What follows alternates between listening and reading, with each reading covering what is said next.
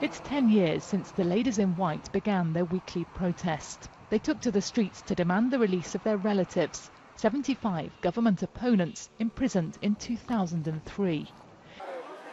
In communist Cuba, this was a rare act of defiance. All demonstrations, all organised opposition are banned here. So the women were often met by angry pro-government mobs.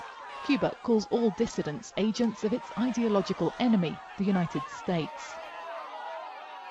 But the ladies in white have just met a very different reception in Brussels.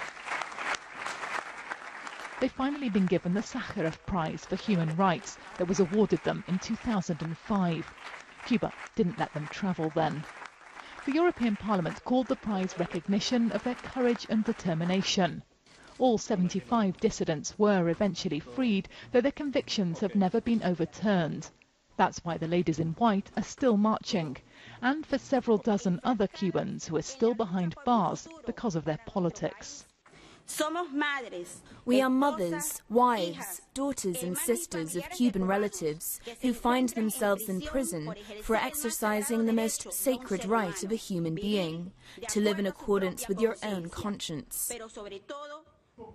Back in Havana, the government was busy presenting its own assessment of human rights here. It's getting ready for a review at the UN next month. The Vice Minister said few have done as much for human rights as Cuba since the revolution. He stressed the fundamentals like education and free healthcare over freedom of conscience. The fact the ladies in white were able to travel to Brussels at all is one sign that some things in Cuba are easing. But the women are often arrested on their march, so they argue the changes here are still cosmetic. Sarah Rainsford, BBC News, Havana.